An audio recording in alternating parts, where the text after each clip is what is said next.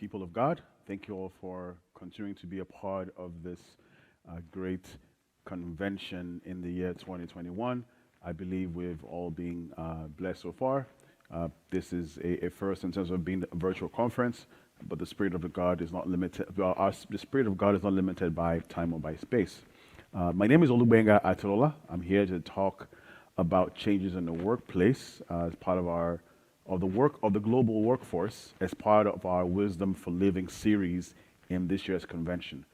But before we go ahead, let us pray. Lord, I commit this session into your hands. I ask, Lord, that you would use me to bless your people, and that this session will be one that also glorifies your name. In Jesus' name we pray. Amen.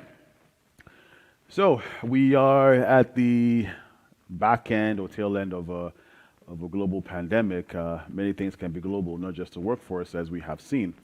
But this today, what I just want to spend some time in sharing with you is just some things that I think will benefit us from understanding, where the global workforce is going, where have we come from, where are we right now, and what's going to happen in the future. Why is that important? Because it gives us insight in how we need to position ourselves to continue to be successful. So, before we go into anything much, let's first of all define what the global workforce is. So, according to Wikipedia, our favorite source of information, the global workforce refers to the international labor pool of workers, including those employed by multinational companies and connected through a global system of networking and production, immigrant workers, raise up your hands, transient migrant workers, telecommuting workers, those in export-oriented employment, contingent work, or other precarious employment. That's a mouthful. It just means that the world is a global scale. You can work today. Your work is not limited by time or space, right? It's a one workforce. So you can have a company and have people working for you in China and things like that. So let's not get ourselves bogged up in definitions. But before we go forward, because this is a convention that is led by the Spirit of God, it's not just a convention, it's a gathering that is driven by the Spirit of God. Our foundation as believers is always the Word of God, not the wisdom of man. So, what does Hosea 4:6 says? It says, "For my people perish for lack of," and I inserted that definite article there, the knowledge. And for those of you who've heard me talk about things before, whether it's in FES or at House of Hope, the importance of that is because in the original language, it's a definite article, so there's a specific knowledge for, different areas of your life. There's knowledge that leads you to salvation. There's knowledge that helps you to be successful in the workplace. There's knowledge that helps you to, find a spouse. There's knowledge that helps you to be a great spouse. So there's knowledge for different things of our lives, and it's up to us to seek out that knowledge so that it can benefit us. Just because we're believers doesn't necessarily mean that everything is just going to be handed to us on a platter of gold. Let's also look at 3 John 1:2. It says, "Beloved, I pray that you may prosper in all things and be in health, just as your soul prospers." God's desire for us to be prosperous in all areas of our lives, including our professional life and our professional work. 1 Chronicles 32a. It says, "And the sons of Issachar who had understanding of the times to know what Israel ought to do." It is up to us to understand where the times are, where the times are going, so that we know what to do that will help us in our professional and career life. So let's start by sharing data. And everyone loves to see data and statistics and nice and colorful, beautiful pictures and graphs. But it's not just showing these things for showing sake. They tell a story, right, that I think is important to put a context around the things we're going to be sharing today. So the first wonderful, beautiful picture that you're going to be seeing on your screen was sourced from the International Labor Organization, ILO.org. And this was taken as a snapshot as of 2018. It has projections for 2019 and 2020.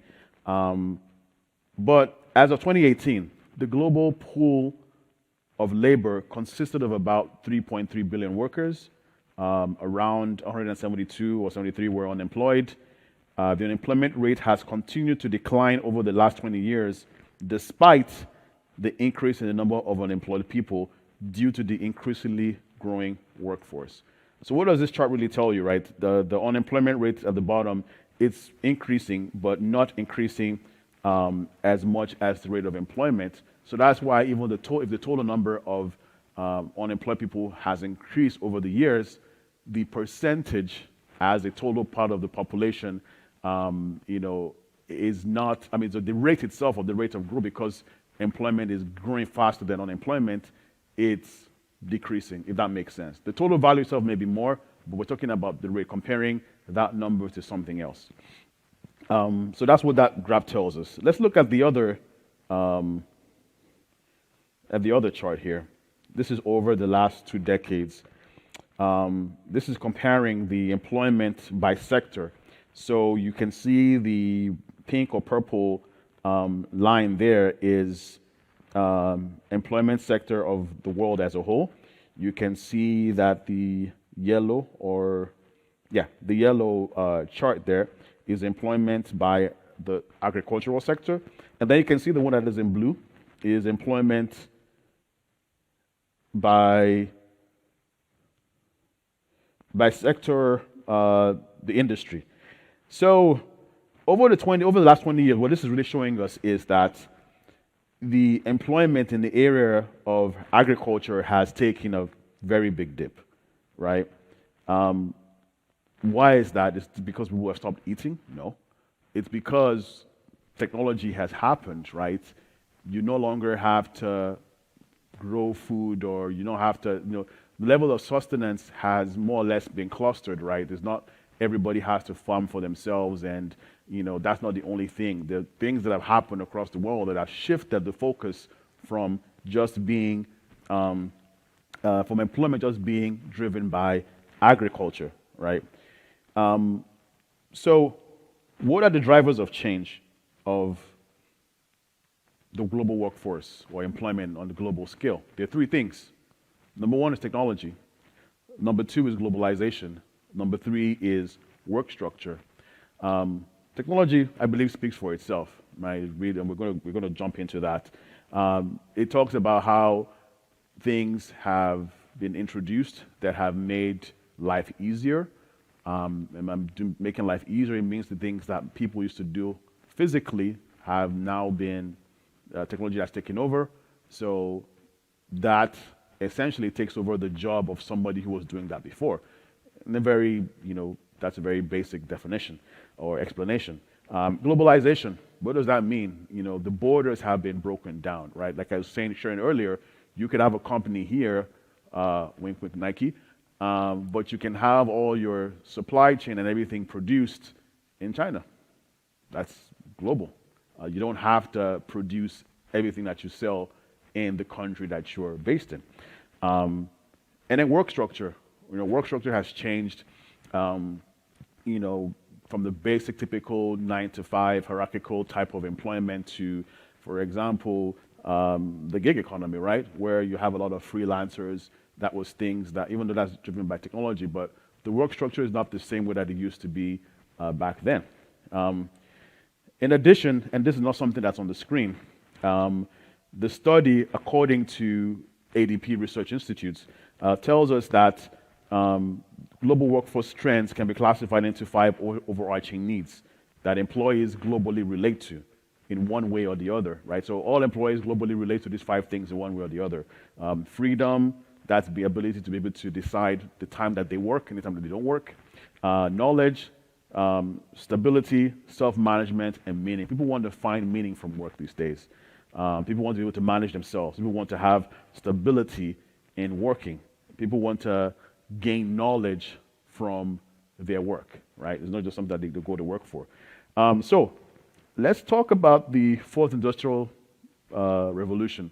For those who may not may be hearing about industrial revolutions for the first time, essentially just a way of classifying the major points of, or historically, over the period of industrialization, the major periods where there was significant change in how industries worked and how that impacted or impacts the lives of those who are living in those particular times. So there's this other pretty picture in front of you here, going from left to right. It talks about and is a source from Deloitte. It talks about the four industrial revolution periods. The first industrial revolution was at the end of the 18th century. What was it characterized by? It was characterized by the mechanization of manufacturing, was characterized by steam powers, it was characterized by industrialization and urbanization, right? So all these things drove what is termed as the first industrial revolution. After that ended, we got into the second industrial revolution, which is sometime in the late 1800s to the early 1900s. What was this characterized by? It was characterized by mass production, right? So now you could make a lot of shoes in a factory, you can make a lot of products in a factory, so you could produce for masses, and therefore you can reach masses, and obviously this is more efficient. And mass production only happens when you have technology that drives it, right? And it was also characterized by widespread adoption of early technology like the telegraph, transportation, communication, assembly lines, and things like that. And then we went into the third industrial revolution, which was in the early 1970s, which was pioneered or was driven by things like internet technology, right? Believe it or not, the internet started in the 70s, driven by renewable energy, which is solar, wind, information and communication technology. That's more of a European term, but it just means IT. That's really what it means. But now we are in believe it or not, the fourth industrial revolution, right? And which each of these transitions from one industrial revolution to another, there were impacts to the nature of jobs and the nature of skills that were required for you to remain relevant, right? And so we're going to focus on that. That's what this session is really about. Is how what is coming and how can you position yourself so that you're not negatively impacted by this industrial revolution, because change is happening around us. Whether you choose to adopt or not, it's up to you, but it's going to happen. And you determine whether you're just going to be a spectator, a participant, or somebody who actually rides those waves and becomes successful. So in the fourth industrial revolution, it was characterized by robotics, AI, Internet of Things, digitalization, and automation. And I've defined a few of these things here on the screen, right? Because I know some of these terms may be flying over your head. What is automation? It just means the process of using technology to complete human tasks. So one example could be drones, correct? If those know about drones, those are operated, remotely. They can, deliver something or take photographs, so you as a person don't have to go there. It's automated. But generally, that's kind of an extreme. But automation essentially means that you take the task that a human being will do manually, and you're able to automate it such that the person doesn't have to be there physically for it to happen. It could be simple cases, putting on the light, right? You know that you don't have to employ someone to stand by there to put on the light, because it's automated. At a certain time, light triggers, it goes on or it goes off. Robotics, I kind of described that with the example of the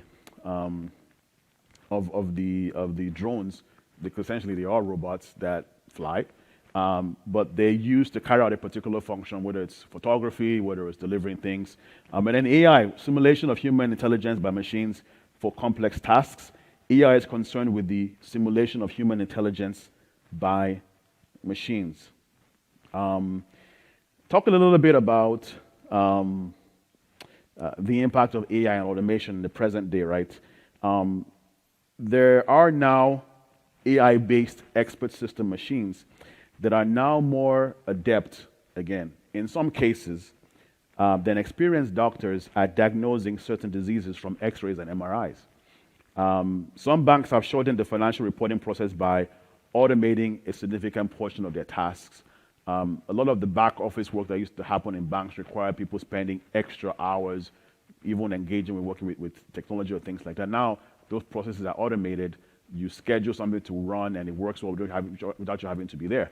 But the thing about AI or expert system is that they have to learn. They have a learning process whereby they're trained by human beings or they're trained by the actions of human beings. So, for example, for the MRI or the X-rays, they could, based on historical knowledge of the things that doctors have seen and how they've been able to correctly diagnose or incorrectly diagnose, that data is there. You can train the artificial intelligence such that when it sees something that is new, based off of that historical or expert system, and it's more complicated the way I'm simplifying it because you have things like algorithms. But the point is that it takes the knowledge from human beings to build its own knowledge base, and is then therefore able to make decisions in some cases better than actual human beings. So again, I'm just really sharing some information. I'm going to go into just trying to lay the context around what it is we're talking about. So there was a Deloitte, did a study report. It's called "Preparing Tomorrow's Workforce for the Fourth Industrial Revolution for Business: A Framework for Action." They conducted a global youth survey, and you can see the data, the statistics on your screen there. And it's quite interesting. 54% of young respondents had never heard of the Fourth Industrial Revolution or the future of work. I think that's kind of interesting, right? Concerning, because these are things that are happening around us, and yes, you may argue and say maybe they didn't know that was what it was called, but if you don't know about something and you're living in that time, that's kind of concerning, especially if you're a young person. 79% of youth reported that they had to go outside of formal school to get the skills for the job that they want. That is telling me that there's a skills mismatch, right? The whole point of formal education is to gain skills for you to be successful at the work that you're doing. But if you are getting to those jobs and then you now have to train because you lacked some skills that you should have gotten through formal education, that is a problem. 39% of youth report that their formal school did not prepare them with the skills for the job that they wanted, kind of related to the second bullet. And then 33% of young respondents said that their college or university did not prepare them with the skills for the job that they want. Again, it's kind of related, right? So essentially the point is that formal education, as of today, for at least within this study, is no longer providing the requisite skills that people need for the job that they either find themselves at or the jobs that they actually want to be in. So what are the skills that are needed for the future global workforce, right? And I'm going to show another pretty picture on your screen. Probably you'll see it in full screen so you can see that better. What you can see here on the left hand on the axis or on the left hand side, it talks about the skills, and then you're going from left to right. There are different category of skills, and you can see that physical and manual skills, as well as basic cognitive skills, in this study, right? It studies about how automation and AI will change the skills needed in the workforce. And this was done in the United States and some Western European countries. It tells us that the skills with the biggest shift in demand are physical, manual, and basic cognitive skills, which means they're going to be less in demand in the future. What does that tell you? It means that if you have a job that is highly focused on physical and manual labor or basic cognitive skills, you're going to be replaced by the machine. It's not a curse. You can pray from now to tomorrow. It's going to happen. But conversely, there are skills that are growing in demand, right? Because change can be negative, change can be positive. And the changes, and when we look at higher cognitive skills like creativity, complex information processing, we look at social and emotional skills such as entrepreneurship, initiative taking, leadership, and managing others, as well as technological skills such as IT programming and basic digital skills. Those are on the increase. So, if you were, or what's the advice then? Focus on those skills that are on the right-hand side for you to be relevant in the job market or just generally in the future. There's another chart here. I won't talk too much about this. It's really just, just going into more detail about the importance of skills today versus the expected future of the skills needed. So the bottom left quadrant, you don't want to have skills in that section at all, because it says gross motor skills. That means these are just physical abilities, changing something or turning something. It's of perceived low importance today. It's going to be of perceived low importance in the future. You want to be in the top right quadrant where you have things that are perceived as important today and are also growing. But even if you're in the bottom right quadrant, it's still okay, because those things may not be important today, but they're going to be important tomorrow. Again, just driving home the point, this chart was gotten from the World Economic Forum. It talks about 2018, the type of skills that were trending, the skills that they projected to trend in 2022, and the skills that are declining. Again, you want to take note of the last column on your right-hand side. Those are declining skills. Anything that has to do with manual dexterity, memorizing things, has to do with management of personnel, quality control, and safety. If you're in any of those industries, the demand for those skills are on the decline. Where you'd like to be, or where you should be in the middle, where you have these things that are trending upwards in terms of demand. Again, this is just what the data is telling us. It's not because of anything else. Change always happens. So we know about all this stuff. What should we be doing, right? I mean, or there's actually a few more charts that drive home the point here. This is more recent from the World Economic Forum study in 2020. And what you see on the screen right now is it shows you the employment trends for jobs in the United States at high risk of automation, meaning that automation is going to replace these types of jobs, right? From computer operation. It might have been a great skill 20 years ago, but it's considerably on the decline. Some more charts here. The top 20 jobs in increasing and decreasing demand across industries. On the left-hand side, you see the increasing one, the job roles that are increasing demand. On the right-hand side, you see the jobs that are on decreasing demand. Again, information is there for you to make a decision. Top 15 skills for 2025. Critical thinking and analysis, problem solving, self-management, working with groups, management and communication of activities, technology use and development, core and physical abilities at the end, right? What the chart is showing you is that, the things that are of most importance are at the top there versus the things that are of lesser importance below. This other chart is, again, just really driving home the same thing. So the question is, what should you do, right? You might say, well, Deacon G, this is cool information. Thank you for banging me on the head with data and statistics. But what should I do, or what do you advise?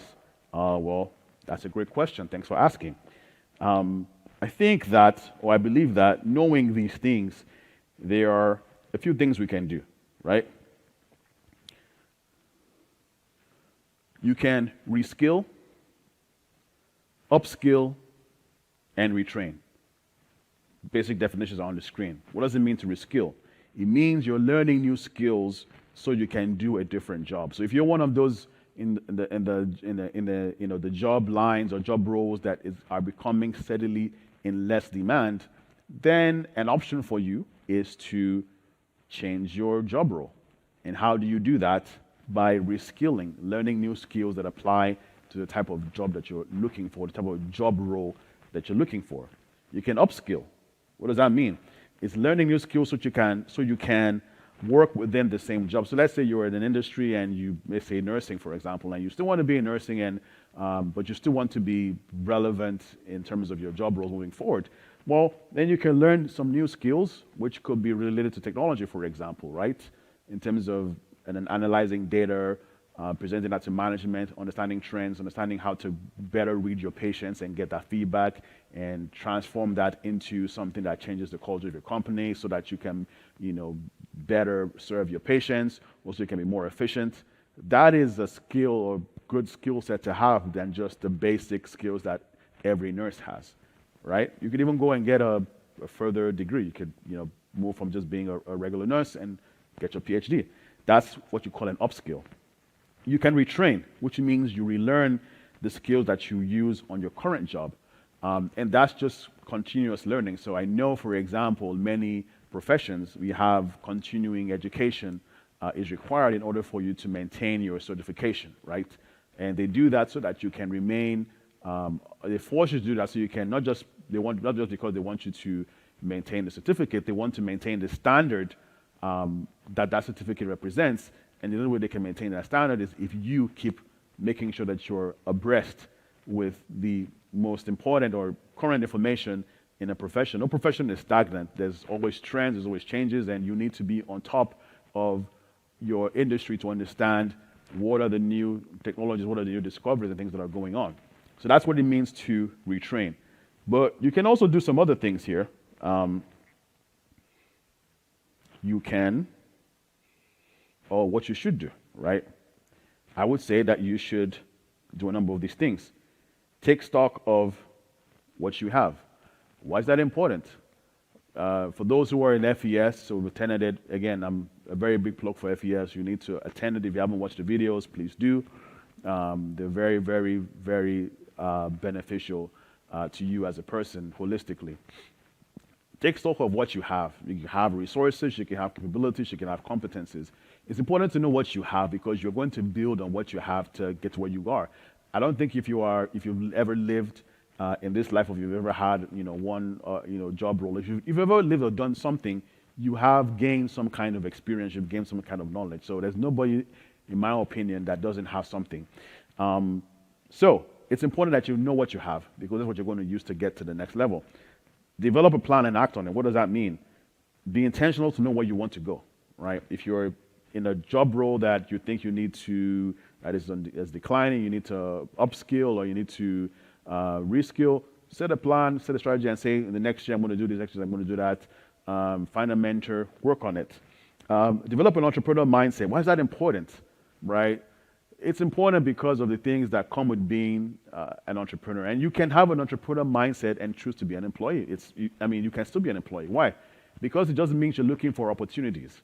That's what it means, right? You're somebody who looks for an opportunity. You're not someone who's complacent, But more importantly, having an entrepreneurial mindset helps you to use what you have to develop multiple streams of income, right? It means not being complacent. It means not just sitting on a job.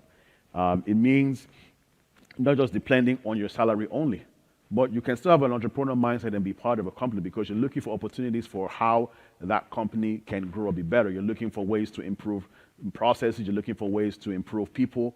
That's an entrepreneurial mindset. And those people drive change. And change more often than not in the positive direction.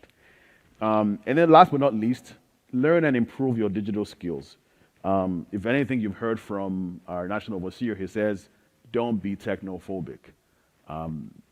It's the quickest route to become extinct, especially at this day and age. And why is this also important for CG? Because many of you may be in high school, middle school, college. It's important because this should help inform the type of courses that you go and study, right? You go to a college, you study a degree, and I'm not going to mention the name of the course, and somebody goes and studies something else technology related. You've all gone to school, you both took loans, you both have to pay your loans, and you're done with school, and you can't even get a job. I'm not saying that you shouldn't have a passion and follow your passion, but you should follow a passion that leads you to success and financial stability. As you get older in life, you realize that passion is good, but it's also much better to be comfortable in life and be able to do the things that are important to you. So, takeaways. Fact, the global workforce is indeed changing based on key factors such as technology, globalization, and work structure. Implications. And see here, takeaways, yes. Implications. The global workforce projected outlook is that of shifting skills. Skills mismatch or mismatch is already evident. What does that mean?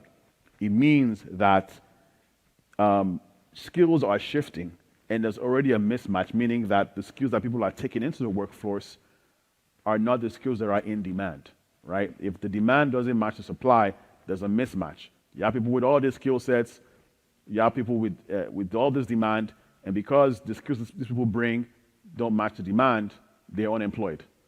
And these people can, and the people who have the demand cannot fulfill those demands, and therefore they cannot meet their business objectives. And finally, what are my recommendations? Be adaptable. Don't be monolithic. Right? You're never too old to learn something new. You're never too old to engage your brain. Be strategic for those who are young people. Like I said, don't just throw yourself into courses or professions that may be on the decline. All it takes is 5 years or 10 years for a profession to be in very high demand to not be in so much demand. And once something gets saturated, then there are few opportunities. Reskill, like we said, right, is to get skills for a new job, upskill, get new skills for the job that you're in, retrain, going back to learn the things that you've learned before so you can keep your mind fresh and understand what else is new within your industry. And then finally, be a lifelong learner. That is something that I have chosen to do. Yes, I've gone to school and I've gotten degrees, but I've chosen to have continuous education, been able to leverage some of the perks that I have from NYU Stern Business School, for example. I take the courses every year. You can read a book, you can take a course. Don't limit yourself to the knowledge that you have today. It quickly becomes obsolete. Hopefully you have been blessed, and I know we're going to go into our breakout sessions where some of people are going to talk more about specifics when it comes to entrepreneurship. But thank you for listening, and I hope you enjoyed the rest of the convention. God bless you. Thank you. Bye.